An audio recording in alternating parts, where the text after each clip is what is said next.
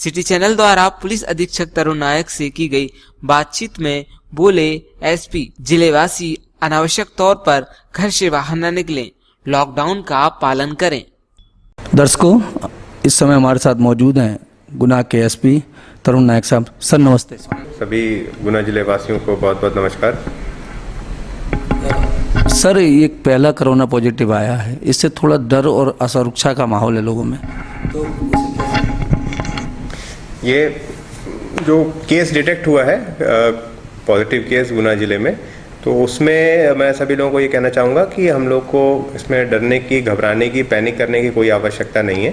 वो व्यक्ति already quarantine था हमारे पास और उसी क्वारंटाइन पीरियड में ही उसकी रिपोर्ट ली गई थी और उसके बाद ये रिपोर्ट पॉजिटिव आई है।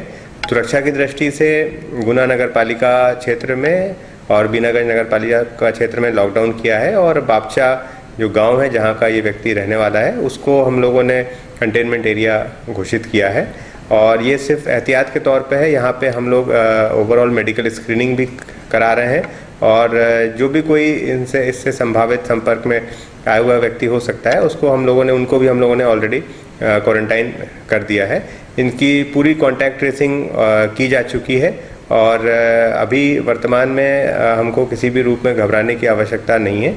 ये अभी जो बाज़ार बंद हुए हैं, लॉकडाउन घोषित हुआ है, जब भी कभी बाज़ार खुलेंगे तो उसमें आप सभी लोगों से मेरी ये अपील रहेगी कि हम लोग चेहरा पूरा कवर करके निकले, चाहे मास्क से, चाहे दुपट्टे से, गमछे से, रुमाल से, किसी भी तरह से, और एक दूसरे से दूरी बना के रखें। फिजिकल दूरी 2 गज की दूरी बना के रखेंगे तो हमको संक्रमण होने का खतरा नहीं रहेगा। दूसरा कि हमको इस बात का भी ध्यान रखना है कि जब तक ये अत्यावश्यक ना हो तब तक हम लोग घर से बाहर बिल्कुल भी ना निकलें। जो भी दुकानें खुली हैं वो इसलिए खुली हैं कि जो इकोनॉमिक एक्टिविटी है वो सुचारू रूप से चलती रहे, पर हमको इसमें कोरोना को भी रोकना है, संक्रमण को फैलने से रोकना है। अनावश्यक रूप से जो भी कोई व्यक्ति यदि निकलेंगे तो फिर बाज़ार में, शहर में भीड़ भाड़ होना लाजमी है। दूसरी बात यह है कि जो शहरी क्षेत्र होता है, नगरीय क्षेत्र होता है, वहाँ पे चूँकि डेंसिटी ज़्यादा होती है, हमारे गुना शहर में भी आसपास के लोग आते हैं बाज़ार करने, अस्पताल में, मंडियों में, अलग अलग माध्यम से, तो ये आवश्यक है कि हम लोग अननेसेसरी भीड़ स्वयं ना बनाएं और स्वयं हम लोग इससे बचे रहेंगे तो हमारा गुना जिले में संक्रमण से बचा रहेगा। सर, पुलिस की सामान्य ड्यूटी के अलावा आज कोरोना की ड्यूटी में कर्मचारी अधिकारियों को बहुत प्रेशर, काम का बहुत बोझ है, तो उसको कम करने के लिए क्या? जब से लॉकडाउन शुरू हुआ था लगभग अभी 45 दिन के ऊपर हो गया है इसको, और हमारे ज़िले में 21 तारीख को धारा 144 का आदेश लागू कर दिया गया था, तभी से ये चल रहा है। और शुरुआत से हम लोगों ने बॉर्डर सीलिंग और बाकी सारी एक्टिविटीज़ टेकअप कर ली थी। शुरुआत में जो ड्यूटी चल रही थी उसको अभी हम लोगों ने रिलैक्स किया है ड्यूटी टाइमिंग में, और जो रेस्ट टाइमिंग है उसमें बदलाव किया है। इसमें कुछ ड्यूटी में पॉइंट का कोई परिवर्तन नहीं किया है। जो पुलिसकर्मी जहाँ है वो ड्यूटी कर ही रहे हैं, इससे पब्लिक को कोई अंतर नहीं आया है, पर हम लोगों ने कुछ रीस्ट्रक्चरिंग करके ड्यूटी टाइमिंग को कम करके रेस्ट टाइमिंग को बढ़ाकर इस टाइप की रीस्ट्रक्चरिंग की है कि कर्मचारियों को ज़्यादा लाभ मिल सके। अभी हम लोग हफ्ते में 8 दिन में जैसा भी वो रोस्टर तैयार हम लोग करेंगे तो उसके हिसाब से हम लोग वीक में 1 दिन का रेस्ट भी इनको देने के लिए हम लोग इस पे विचार कर रहे हैं, क्योंकि अभी काफ़ी दिन से लगातार ड्यूटी हमारे पुलिसकर्मी कर रहे थे और आने वाले समय में भी ये ड्यूटी संभावित रूप से चलती रहेगी। और इसलिए कि इनकी लगातार अच्छे रूप से हाई एफिशिएंसी से ड्यूटी करते रहें, तो इसीलिए इनके वेलफेयर के लिए ये प्रयास किए जा रहे हैं। इसके साथ साथ में इनके भोजन और इनका जो फूड पैकेट है, रिफ्रेशमेंट है, इनके स्वास्थ्य का परीक्षण, ये सब लगातार चल रहा है। पुलिस के कैफेटेरिया और अलग अलग मोबाइल्स के माध्यम से इनके वेलफेयर का ध्यान रखा जा रहा है। सर, कंटेनमेंट एरिया में क्या क्या सुविधाएं इंसानों को मिलेंगी, क्या क्या प्रतिबंध रहेंगे?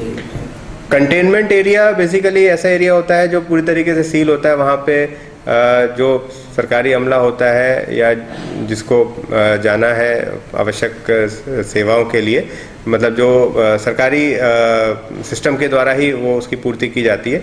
इसके अलावा कंटेनमेंट एरिया से कोई अंदर नहीं जा सकता है, कोई बाहर नहीं आ सकता है, और कंटेनमेंट एरिया में भी अपने घर से बाहर निकलने की अनुमति नहीं रहती है। तो अभी जो गांव में कंटेनमेंट एरिया बनाया है उसके सभी रास्तों को सील कर दिया गया है, वहाँ पे पुलिस फोर्स तैनात की गई है, और उसमें जो ग्राम पंचायत के माध्यम से और अन्य जो सरकारी एजेंसीज़ के माध्यम से जो आवश्यक वस्तुएं हैं, जो ज़रूरत की वस्तुएं हैं, दवाई, दूध, सब्जी आदि, उनकी सेवाएं मुहैया कराई जा रही हैं। सर, गुना जिले की सारी सीमाएं सील कर दी गई हैं। आप भी लगातार सीमा पर, कल आप पकड़ियापुरा में थे, परसों आप म्याना में थे, तो वहाँ जांच की जा रही है। तो उस व्यवस्था को कैसे सुचारू रखा जा रहा है, क्या व्यवस्था है उसकी पूरी? जो हमारी ज़िले की बॉर्डर की सीमाएं हैं, राजस्थान से भी हैं, अन्य मध्य प्रदेश के अन्य ज़िलों से भी हैं, तो उनको उस पर हम लोगों ने नाका लगा के चेकिंग की कार्रवाई उसमें कर रहे हैं, और जो भी कोई ऐसा व्यक्ति है जो बाहर से आ रहा है उसको चेक करते हैं, परमिशन है कि उसके पास नहीं है। और इसके अलावा कि वहाँ पे जो पुलिस बल है और अन्य विभाग का जो बल है, टीचर्स भी वहाँ पे ड्यूटी कर रहे हैं पुलिस के साथ कंधे से कंधा मिला के, वन रक्षक भी वहाँ पे मौजूद हैं, दूसरे पटवारी और एग्जीक्यूटिव मजिस्ट्रेट भी मौजूद हैं। तो सभी लोग मिलके वहाँ पे ये सुनिश्चित कर रहे हैं कि हमारे ज़िले में किसी भी प्रकार से कोई भी अवांछनीय अनवांटेड व्यक्ति ना आए जिसको परमिशन आदि नहीं है। हम लोग लगातार इसमें कार्य कर रहे हैं। बाकी सड़क मार्ग के अलावा भी ज़िले की काफ़ी बड़ी सीमाएँ हैं, तो उनके लिए भी हम लोग ने गांव-गांव स्तर पे ये प्रयास कर रहे हैं कि यदि कोई व्यक्ति बाहर से आता है तो उसकी तत्काल सूचना मिल जाए और उसको हम लोग क्वारंटाइन आदि की कार्रवाई कर सकें। और इसमें बहुत सारी सूचनाएं आती भी हैं, आम जन का भी इसमें सहयोग रहता है, मीडिया कर्मियों का भी सहयोग रहता है। वो जैसे ही कोई सूचना होती है वो तत्काल प्रशासन को, पुलिस को दे देते हैं, तो उससे फिर आगे की जो सारे कार्रवाई हैं उस कार्रवाई सुनिश्चित कर दी जाती है। सर, जिन लोगों को क्वारंटाइन किया गया है, कई लोग उसका पालन नहीं कर रहे हैं, तो उन पर क्या कार्रवाई उसकी?